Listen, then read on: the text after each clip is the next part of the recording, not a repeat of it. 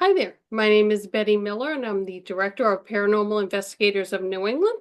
And we're doing a little episode tonight on with Jason Engel, who is our organization's leader in the Cryptid and UAP Investigations Division. And he has a lot of great stories, but there's one that tops the list, and I've asked him to tell us about it for you, the audience, and it's a good one. So hang tight. Here we go. Hi, Jason. Welcome. Hi, thanks, Betty. You're welcome. Please go ahead and if start at the beginning and tell us what happened. Sure. Well, I mean, I've always had, ever since I was a young kid, I've had UFO experiences, starting as early as like age 5 or 6. But the biggest experience of my life was actually it happened back in 2003, and I was actually just hiking with a friend at a local pond called Kimball Pond in Dunbarton, New Hampshire. And we had just finished our hike. It was around dusk. It was I think it was springtime. Like late spring, early summer. So it was a little later in the evening, and we decided we live in the city, so we decided to kind of hang out for a little bit, check out the stars, and we were both cigarette smokers, so we were sitting there just having a cigarette and relaxing after the hike, and we were talking about philosophy and spirituality and the paranormal and kind of how everything all ties together and links together. And I was talking about, I remember specifically talking about how confused I was with how everything linked and how everything, I could kind of see how it did, but I couldn't quite make the connections. Um, and I looked to the sky and kind of half jokingly, because of course you're not expecting a response, but I screamed out, "I just want to know the truth." And all of a sudden, a beam of light came down onto me and my friend. And it was the whitest, brightest, purest light you could imagine. And it was completely concentrated onto my friend and I. Um, and we both looked up, obviously, right? In the you could see the source of the light, kind of in the center of the shaft of the light. And it was way, way, way high up. I mean, it looked like it was in orbit or something. I mean, it was definitely high up. There was no airplane sound. There was no helicopter sound. There wasn't even a UAP. Like, to be quite honest, we didn't see a disc. We didn't see a craft. We didn't see anything, just the light. Um, and so we're both kind of just awestruck. We're staring at the light, and the light shuts off. And my immediately I go into investigator mode. You know what I mean? Are we missing time? Are we? So I'm looking for a clock. I'm looking for and I'm going into the car to check the time, and I don't notice that my friend's freaking out. He's really having a tough time. He's like, I don't know what's going on. We got to get out of here. We got to go. And I'm like, no, no, no, no, no, no. We got to stay. We got to stay. We got to see something's happening. Finally, we got to stay. And what I hadn't really realized while this was all happening was that it had gone completely silent. Which is something that is commonly reported in the paranormal, but it was almost like a sound bubble. It was like everything in the area went completely quiet. There was no crickets, no nothing. And almost as soon as I realized it, all of a sudden everything went almost the opposite direction. It went to like amplified, crazy. Every animal in the area was howling, screaming, screeching, you name it. Bugs were going crazy. I mean, it was the loudest thing I've ever heard, and that was it for my friend. Like, that's it. I'm out of here. Let's go. Let's go. Let's go. He hops in the car. So I didn't have much of a choice, and so I hopped in the car, and I felt bad. You know what I mean? I don't want my friend to to be scared. So, and quite frankly, I mean, I'll be honest, I was a little scared too. I mean, you think of what's going to happen. You don't know. This is the unknown. Um, so yeah, I mean, I had a little bit of fear, but I was also super excited and curious at the same time. It's a weird mix of emotions that goes through you when you have these experiences. Was it a straight beam of light, or was it like coming down like a maybe like a flashlight would type of No, thing? it was a straight beam of light, like a straight shaft of light coming directly on to me and my friend. It was not. It didn't even illuminate the trees around us or anything. It was, A source. yeah. just the source of the light, and then just a straight shaft right down onto to me and my friend. Um, but yeah, it didn't illuminate the trees. It didn't light anything else up. And it was, it was the most beautiful light I've ever seen. I mean, it really was. It was the whitest, purest light. I can't. That's the only way I can describe it. Um, but yeah, so we hop in the car, and we ended up leaving, going back about halfway back to my apartment back in Manchester. We lived about 15 minutes away from the place. My friend turns to me and he goes, "Yeah, we should have stayed." Mm. So, but so to continue on from there, um, it gets a little weird, and this will kind of get into why you see my name is a little different on the bottom of my screen. Um, but this gets into the spiritual aspects. What I think of, the I'm really curious and interested in the spirituality and spiritual aspects of this experience because, and this has even been something like people like Jacques Vallée has looked into in the past, things like that. But there seems to be a connection. There seems to be some type of an influence in a way on humanity when it comes to our spiritual path in a way, and kind of where that leads. I mean, even like for an example, Emperor Constantine saw a fiery cross in the sky and converted to Christianity.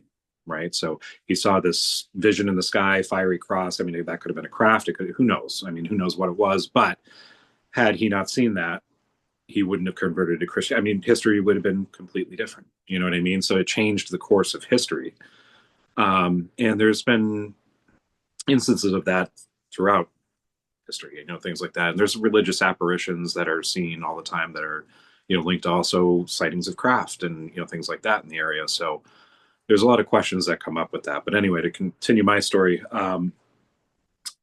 so I'm thinking about this beam of light for months, and there's something in that's known in the paranormal, world called synchronicity, where events will kind of line up strangely to kind of give you signs or to deliver a message or things like that. Just strange things that happen. Some people call it coincidence. Some people call it synchronicity.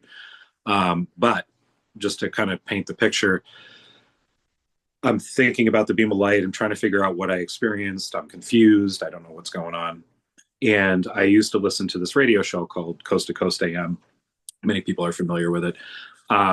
And I decided I hadn't listened in, a while. And I was like, oh, I wonder who's on tonight. It was just a passing thought. I really it didn't like, strike me or anything. I was just like, oh, I wonder who's on. And I hopped on my computer at the time, because this was before phones, could get on the internet. Um, and I hop on the website and there's a picture of a beam of light coming out of the sky. And I'm, wait, what? So I go and I look, and it's this guy in Washington who has a ranch. He's had experiences with craft. He claims to be able to connect and call them in. Has video evidence of this, things like that. So anyway, I listened to this radio show, and he starts talking about like spiritual aspects of it and these meditations that he does and that type of stuff. So I've always studied spirituality and religion and things like that throughout my life, and always questioned and kind of wondered, what the truth was. That's why I was screaming it at the sky. Um, so I listen to the show. I'm completely captivated, and I end up buying his books, and I get his books. I also ended up asking a question too, which I don't know if you know Coast to Coast, but it's worldwide. You know what I mean? And when they have like open lines to call in for questions, I mean, there's no way that you're getting through. I got immediately through and got right on, and I was able to ask my question, which I asked about his meditation techniques and all that stuff. Um, so he kind of gave me a vague answer. It was mainly so I bought his book, which I did. And so, excuse me. Um, so yeah, it was mainly to buy his books, which I did. So, uh, and I ended up taking his meditation that he had in his book, and I tweaked it a little bit just to kind of like suit me a little bit more. It wasn't that I wasn't into his stuff. It just I wanted to make it more mine. So, but in any case, so I sat down one day with this meditation, and I was like, you know what? in this book he would talk about universal consciousness. You know what I mean? Which was this state that he experienced. He had had a near death experience, things like that, and it was a consciousness that was like a one consciousness. It's all consciousness all together, right? And so that idea intrigued me. So I was like, well, I want to experience this. So I took his meditation. I made my changes to it, and I sat down one day and I decided I was going to just meditate. I'm going to meditate until I experience something. And I think I went for like, it was like 4 or 5 hours or something like that. It was crazy. And I was intensely, like I was sweating. Like it was one of those, I don't know I was trying to focus my attention basically further and further back into myself until I couldn't go any further. And basically, you get to the plane of existence that we all exist in. You get back into your body, your senses, then you get back to the intellect, right? And that's kind of where the barrier is for most people, and even for me. And I just happened to, I don't know if it was fatigue, if it was the fact that I'd been going for 5 hours and I was just ready to let go, but I let go. And like in Zen, they call it like letting go of the body and mind, and that's essentially what it felt like. It almost felt like I was almost like willing to die in a way. That's the best way I can kind of describe it. But you let go of yourself, and I experienced something I can't describe. Um, Everything. You know what I mean? That's the best way I can describe it. It was Did you everything. separate off from your body, like mentally? No, I was still there. It wasn't so much a mental thing. It was actually mental activity that brought me back. My brain trying to analyze what I was experiencing stopped it. So it it's beyond that. It's before the words. It's before your brain. It's the awareness of your thoughts. You know what I mean? It's that part of you that's aware of everything. It's in there. It's Everybody has it. Hard to comprehend. I can't It get is. there. All I Yeah. can think of is if I meditated that long, I would just fall asleep. Yeah. Can't, Yeah. I can't imagine. I I don't like to really, I mean, it makes me a little uncomfortable to talk about it because I don't want to claim any special, it's not a special thing. I'm not special. It's not a special experience in the aspect that it's like, oh, look at me. I had this crazy, it's not like that. I don't know what the best way to put that is, but I don't want to come across as like I'm, like some guru sitting on a mountaintop. It's not like that at all. I don't know anything. So Yes, you I, do. I, I guess I you were special, but okay. yeah. I'll let you go for it. but yeah, no, I mean, it's in any case, I had this experience that I really can't describe. There really are no words for it. And I didn't know what it was. And I just knew that it was real. Like, I guess that's the way I could put it, that's reality. Right. Um, so I went many years reading more about spirituality and the paranormal, and digging further and further and further. And I ended up, probably just through life circumstances, maybe some synchronicity, maybe coincidence. But I ended up in Vermont where I met you. Um, but when I was there, I ended up going back to school, shortly after we had met, and I had joined the group. And I went. I really didn't know what I wanted to do, but I knew I wanted to do something with like spirituality and things like that, and learn more about that. So I went in as a religious and spiritual studies major, and my first study was on Zen Buddhism. And I realized very quickly that as I was reading the materials and scriptures and things like that, and works of some of the masters, that they were describing my experience, in terms of like, like meditation, and in zazen and things like that, and what some of the in a way, it's again, it's hard to describe. They even say, it's an experience beyond words. You know what I mean? Like it's hard to express. You know what I mean? That's why I hesitate to express it because I really can't. But um, it was like something finally clicked. You know what I mean? And it made sense. But at the same time, it took me a while to get there because there was also a little bit of, I guess, a little bit of fear. What am I going to become? What are people going to think? You have all these things pop up. But you're But connecting that experience to the Zen. I mean, you have a direct line. to me, yeah, just because of, so there's something called expedient means in Zen where uh, you try to reach somebody on their level or to get their attention in order to teach them the truth or the Dharma, as it's called in Zen. Um, and what I think that was the universe using expedient means to get me to Zen. Um, that's honestly kind of what I think. I don't know that It for sure, chose but you.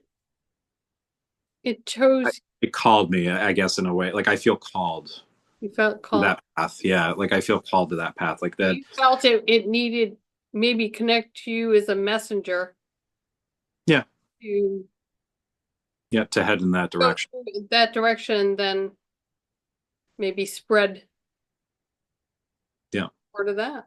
yeah, and that's what it's actually something that struck me recently. You know what I mean in that regard because I'd always kind of kept it paranormal and even though it all connects and it's all one, it's hard to think of it in that way. But uh, the paranormal experience it's different for everybody. I'm talking about a very positive experience. You know what I mean? And the reason why I know that there are positive experiences with this aspect, with again, I don't know if this was a UAP. It could be. I mean, it could have been something like that. But to be honest, I don't know what the source of this was. You know what I mean? Which makes it even more exciting to me in a way because I mean, I don't know. You know But what the I mean? light went The out. light, yeah, What did you see? the sky. I mean, could you see, was it light enough or so that you could look up and see that there was nothing there, or was Yeah, it dark? yeah. It was well. It was dark. It was like dusk. You know what I mean? So the stars were starting to come out. Oh, so it Um, wasn't that it dark. was it would well it was maybe a little darker than dusk. It was like shortly after dusk. So there was still like a little tiny bit of light, but stars were out. Things like that. But yeah, when the light went out, I didn't see there was nothing. There was just some stars. Nothing was moving. But at the same time, we were also frantic. Like kind of like what's happening. So we probably weren't observing the best. We probably weren't thinking totally clear because I'm sitting there thinking like, wow, what if they take me and dissect me and my family they're never going to find me. They're not, you know what I mean? All this crazy stuff goes through your head when this stuff happens. But whatever this was, it was a positive experience because you read all these stories about experiences with the unknown that can go negative. You know what I mean? Or they can go positive. All of that exists out there, and that's why I don't. The negative experience is very small, I think, but it is there. But this was a very positive one. And the way that I know that is because they stopped the experience when my friend got scared. You know what I mean? So my friend got scared. We got in the car. If this was a UAP thing, then they could have continued it. You know what I mean? Or that whole experience could have continued from whatever that source was. But they didn't. What do you think it was? I don't Higher know. power?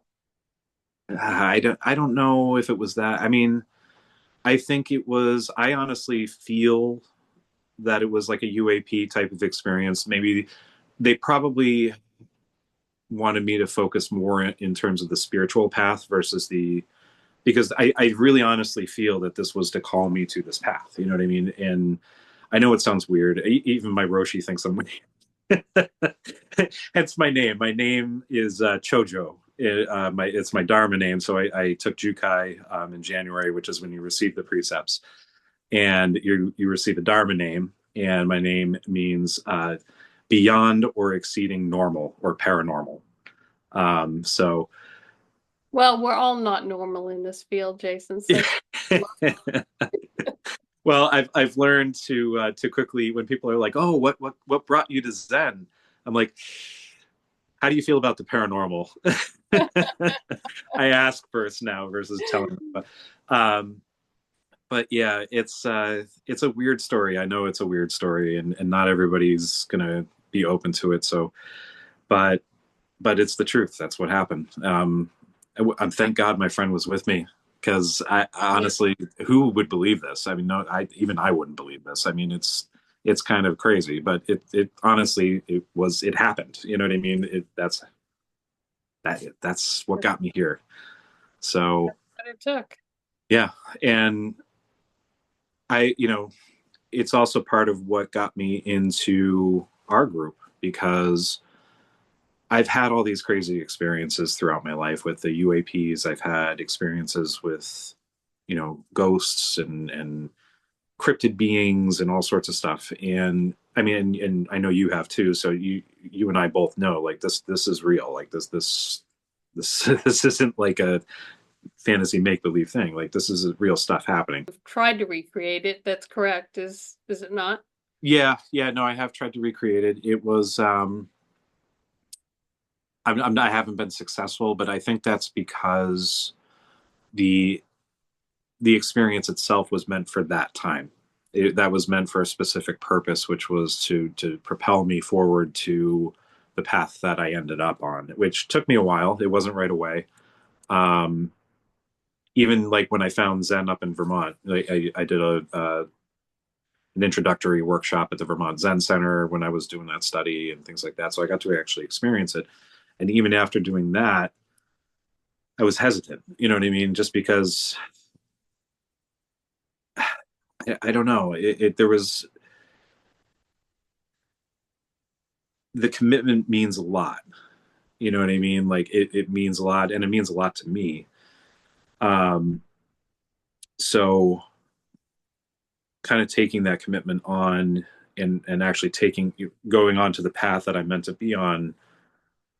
I don't know. It felt like a big step. So I felt like I needed to get kind of prepare or just get myself, and I studied, I still read, I researched, I read all sorts of books on spirituality. I mean, you see all the paranormal ones probably behind. Well, I guess you can't. There they are, right there. Um, but so I kept doing all that stuff, but I felt like the time wasn't right yet or something. I don't know. It was, or the other aspect of it too was, in Zen, it's really good to have a teacher and to guide you and things like that. And because there are a lot of pitfalls you can fall into with the practice. And I didn't have a teacher. We don't have a Zen center in New Hampshire, which is where I live now. But or at least a Soto Zen center, which is the style that I practice. So I ended up finding my online Sangha this actually last year. I didn't even know they existed until this last year. So it wasn't meant to be until now. So but here I am. But Yeah. um and the funny thing is like now that I am here and now that I am doing everything, it feels right. Like I feel like I finally feel like I'm where I need to be, so which is good. It's nice. So That's an amazing story. yeah. I appreciate you sharing it with us. Is there anything else you'd like to say about it, or? Well, the reason why sometimes I think that it is possibly a UAP experience. I mean, I've had, my first experience was Christmas Eve when I was a kid. Again, another like spiritual connection. I was raised Christian and things like that. And Christmas Eve, I woke up with a ball of light at my window. Which and I've actually, Hmm. if you want, if you're welcome to share the paintings I did there or whatever, but or I can send them to you. But um, but yeah, I've actually painted these two things because I don't know if maybe there is a connection there, but I kind of feel like there might be, you know, that type of thing, which is why I'm very interested in the UAP experience. I'm very interested in the CE5 type of experiences where through meditations you can connect and call these beings in. Mhm. Um, I'm really interested in how consciousness affects all this stuff, and vice versa. You know what I mean? How these beings have affected us, how they've steered us in our, whatever directions they've gone. Why has this happened? You know what I mean? Uh, it's just fascinating. It's fascinating. Yeah. The biggest questions. So Big questions. yeah. Well, um, yes, please forward those paintings on and I'll flash them. Sure, sure. I'm no Picasso, just to warn everybody, but yeah. But yeah, it just I wanted it's actually it's nice to paint them because it's almost kind of cathartic in a way. You try to describe these experiences to people, like, I try to describe the white light, and even my painting doesn't really do it justice, but it's as close as I can get. You know what I mean? So it's nice to be able to like show people kind of what I experience visually finally. uh, Well, thank you very much, Jason. yeah, thank you. For those listening, watching, to contact Jason, please visit our website at pi-ne.org. And if you would like to speak to him personally or hear more about his story in detail, that's the easiest way to get a hold of him. You'll find it on our list of our team list of names, and you'll see his bio and picture there. And if you have an event that you'd like to share and be interviewed for this site as well, always interested in hearing stories. And please send an email to footsteps802@gmail.com, and that'll come directly to me. And I'd love to hear your story and get it out there because everyone wants to know. These are amazing things, and like to share it. So thank you again, Jason. I appreciate Absolutely. you coming on. Thank you. Have a good night. You too. Thanks. Thanks.